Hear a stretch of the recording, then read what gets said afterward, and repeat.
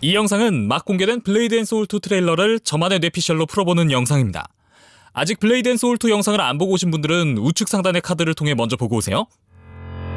이 영상은 아무것도 없는 완전한 어둠 속에서 혼자 걷고 있는 한 여인의 모습에서부터 시작합니다. 계속해서 걸어나가는 모습을 보여주는 여인은 분명 한 명인데 목소리는 둘입니다. 세상은 나로부터 시작되었다. 세상은 모두로부터 탄생하였다. 다시 시작될 것이다. 여기서 알 수 있는 하나, 이 여인은 모습은 하나지만 두 개의 자아를 가지고 있습니다. 영상을 유심히 보면 알 수 있는데 잘 보면 이 여인의 머리칼은 검은색과 흰색을 오갑니다. 애니메이션이나 게임 캐릭터들의 머리카락색으로 대표되는 캐릭터 컬러는 오래전부터 캐릭터의 성격과 특성을 한눈에 알 수 있게 하는 특징이었습니다. 일반적으로 검은색은 어둠 혹은 파괴의 속성을, 흰색은 빛과 창조 혹은 생명을 상징하죠. 이로 미루어 보건대 이 여인은 창조의 신이자 파괴의 신입니다. 더 정확히 말하자면 이 한 여인에게 창조의 신과 파괴의 신이 모두 깃들어 있는 것이죠. 때문에 영상 시작 부분을 보면 아무것도 없는 어둠 속에서 이 여인이 걷자 땅이 생겨나고 그 땅에서 무언가 올라오기 시작합니다. 누가 봐도 식물로 보이는 이것은 마치 지구상 가장 오래되었다고 알려진 양치 식물류, 즉 고사리와 많이 닮아있죠. 그런데 이 고사리는 스스로 빛을 냅니다. 우리는 스스로 빛을 내는 생물들의 존재를 이미 알고 있죠. 햇빛이 닿지 않는 깊은 바닷속 심해 생물들은 스스로 빛을 냅니다. 이 고사리가 스스로 빛을 내는 것 역시 마찬가지입니다. 이 고사리가 생겨난 것은 이 땅에 태양빛이 닿기도 전인 아주 오래전 태초의 시기이고, 이 여인은 그 이전부터 존재해왔다는 것을 의미합니다. 이 여인, 창조의 신에 의해 최초의 생명인 발광고사리가 생겨났습니다. 하지만 이 여인의 안에는 창조의 신만 있는 것이 아니죠. 창조와 파괴는 정반대의 성격인 것으로 보이지만 실은 그렇지 않습니다. 창조를 위해선 언제나 파괴가 필요하죠. 한 몸인 파괴의 신에 의해 여인은 발걸음을 옮기게 되고, 고사리는 사라지지 않기 위해 여인을 붙잡지만 결국 여인은 고사리를 떠나고 맙니다. 고사리에게 생명을 부여한 창조의 신이 떠나자 고사리는 결국 사라지고 말죠. 여인의 걸음 한 걸음은 시간의 흐름입니다. 여인이 한 걸음 걸을 때마다 많은 것들이 탄생하고 또 많은 것들이 사라져가죠. 여인은 그러던 중 자신의 모습을 본따 인간이라는 존재를 만들게 됩니다. 자신을 닮은 인간을 여인은 지금껏 자신이 만든 그 어떤 피조물보다 사랑했죠. 하지만 어느 순간부터 인간은 서로 시기하고 질투하며 싸우기 시작했고 점점 더 추악한 모습을 보여주게 됩니다. 이에 창조의 신과 파괴의 신은 의견이 나뉘게 됩니다. 파괴의 신은 인간들 역시 이전에 다른 피조물들이 그러했듯 우리를 실망시켰다. 파괴하고 다시 새로운 창조를 하는 게 맞다라는 입장. 창조의 신은 아니다. 인간들은 그 어떤 피조물보다 가능성이 있고 아름다운 존재다. 한 번 더 기회를 주자라는 입장으로 대립하게 됩니다. 영상의 후반부. 피튀기는 인간들끼리의 혈전으로 지칠 대로 지친 남자의 옆을 이 여인이 스쳐 지나가는 장면이 나옵니다.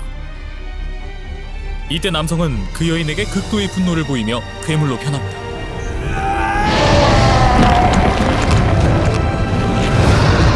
바로 이 장면, 어떤 장면과 겹쳐 보이지 않나요?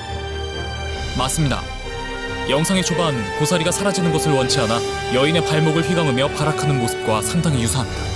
이 남자는 신에게 버림받아 사라지고 싶지 않은 인간을 대변하는 것이며, 괴물로 변하면서까지 신에게 대항하는 것은 고사리가 그러했듯 어떻게 해서든 창조의 신을 붙잡기 위한 최후의 발악이라고 할 수 있습니다. 이때 남자의 곁을 지나가는 여인의 머리는 완전한 하얀색, 창조의 신의 자아의 표출입니다. 인간을 정말 떠나고 싶지 않다는 창조의 신의 간절한 감정이 여실없이 드러나는 것이죠. 이미 사라진 고사리를 지나갈 때 여인의 머리는 검은색 머리였는데, 이는 고사리가 사라질 때 창조의 신은 이 파괴에 대해 아무런 미련이 없었던 걸로 추측해 볼 수 있습니다. 반면 전작 블레이드 앤 소울 1에서의 진서연의 시대가 지나갈 때를 보면 검은 머리 끝에 아주 살짝 흰 머리가 보입니다. 전작에서 진서연이 마황강림 의식을 할 때 파괴의 신은 처음으로 인간을 파괴해야겠다 마음먹었고, 또 다른 자아인 창조의 신이 가지는 인간에 대한 약간의 아쉬움이 여인의 머리끝 약간 보이는 흰머리로 드러났다고 볼 수 있습니다. 영상의 마지막에 인간의 곁을 떠나는 여인의 머리가 온통 새하얀 것은 그만큼 인간을 떠나는 창조의 신의 아쉬움이 크다는 것을 보여주고 있는 것이죠. 결국 여인은 자신을 향해 이빨을 드러낸 인간의 행동에 가는 발걸음을 멈추었습니다. 이 장면을 보고 많은 사람들은 저 여인이 인간을 없애려는 나쁜 놈 끝판왕이겠구나 생각하겠지만 사실 이 흰머리 여인은 그 누구보다 인간을 사랑하는 창조의 신입니다. 이것을 대변하는 것이 바로 여인의 뒤로 보이는 후광의 형상인데요. 여인의 후광은 잘 보면 사슴의 모습을 하고 있습니다.